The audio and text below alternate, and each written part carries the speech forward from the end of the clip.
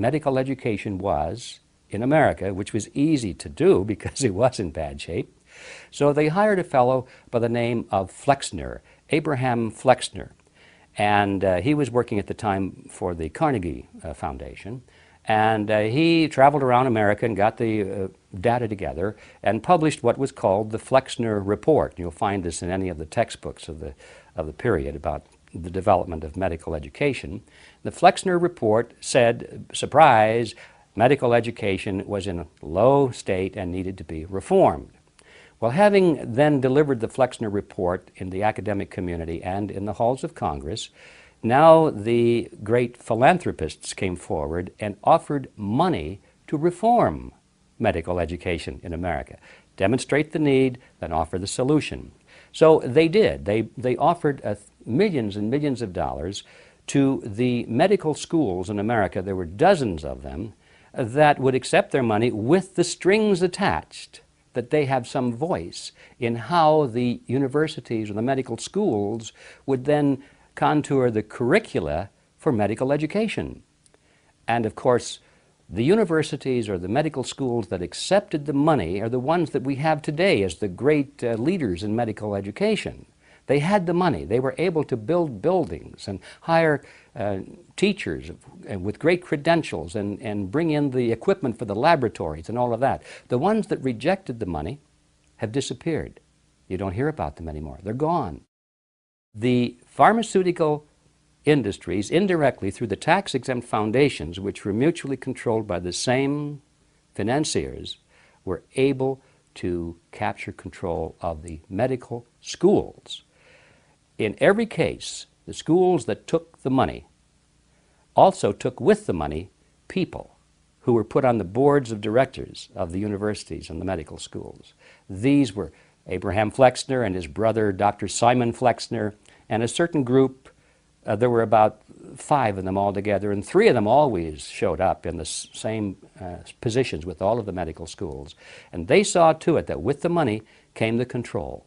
And with the control came a contouring of the curricula, so that now, from that point forward, all of the doctors getting their training would learn about drugs, drugs, and more drugs.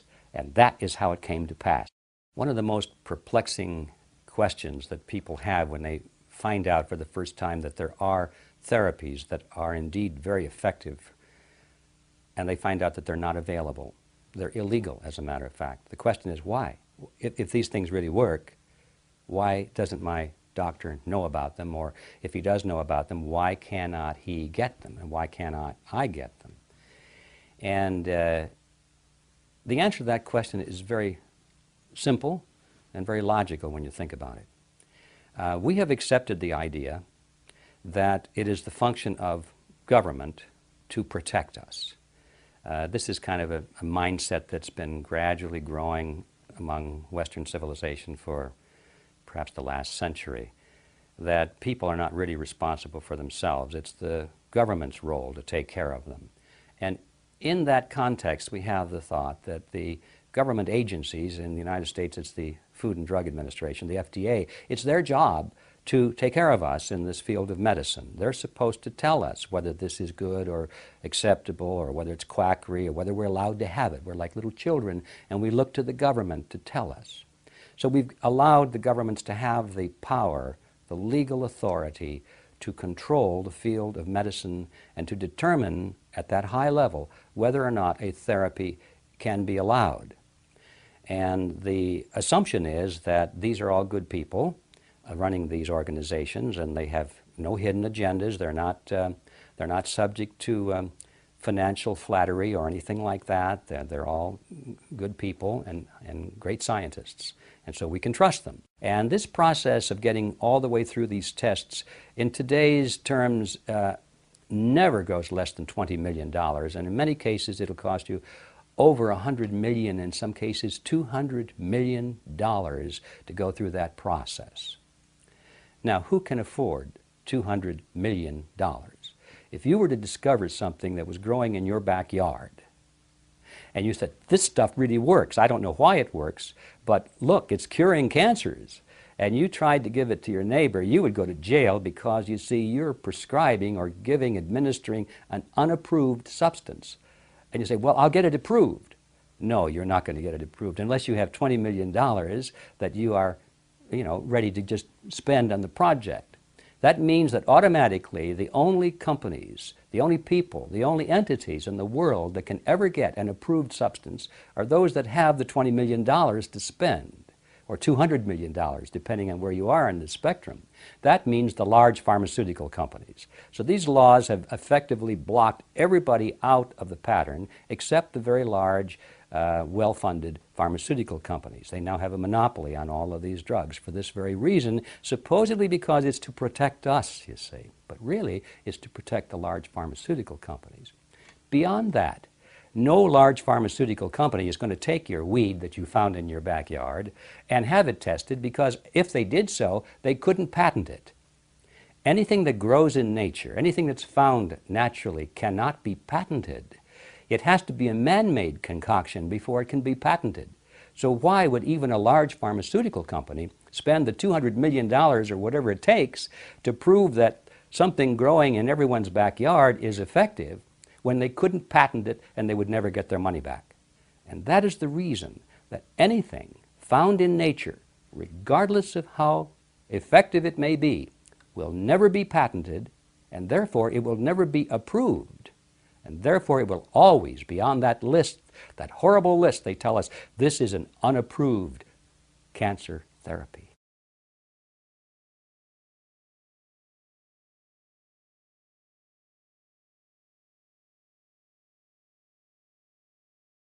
Several individuals with severe and debilitating diseases have shared how the Beck protocol helped them heal. I call people clients because I will not take over responsibility for them.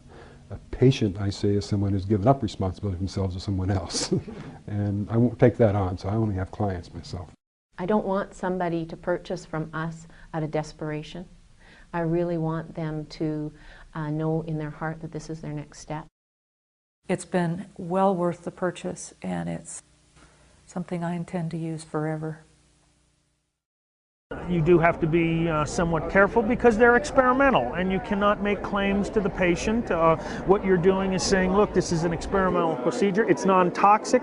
It's non-harmful to the system. It may really help. And the research is really showing that it is helping. One thing I've learned through all of this is that I don't take my health for granted anymore. I realize that each day is an exciting day because I'm healthy. I often say things like, health is not a spectator sport. You've got to participate to do this. And you can't watch somebody else do it for you. But once you do it, you will participate, it becomes part of your lifestyle. Then you just don't have any interest in these other things. I was totally uneducated with the whole thing. I learned it all on my own, over 10 years worth of self-education. And I would say the first thing I would say to you or anybody else watching this video is to say to themselves, I can do it. There are other ways to treat my illness. I can combat this illness. And if it's to be, it is up to me. And have a lot of strength. Put a little prayer and effort into it, because you're going to need guidance along your way. You have to just mentally change everything that you've been taught growing up, because you've been taught everything's fast. You got to do everything fast, and can't make time. Can't take time to fix a real meal. If I can reach out to one person and let them know that there is something out there that works, then I'll do it, and that's why I'm doing this video. The process of being sick, I look at it, I guess, from maybe a spiritual viewpoint. There's something for each of us to learn in life when we do receive an illness or choose an illness. And I think for myself, you go through denial, wanting to be who you were before. The real process of healing started when I started looking for practitioners with my heart rather than my head. And I think, again, that reflects on my life. I think that's what the gift chronic fatigue gave me, is it taught me to live my life from my heart rather than my head, which I had been up to that point. My philosophy was that you're not going to be practicing science when you get out there and get a job.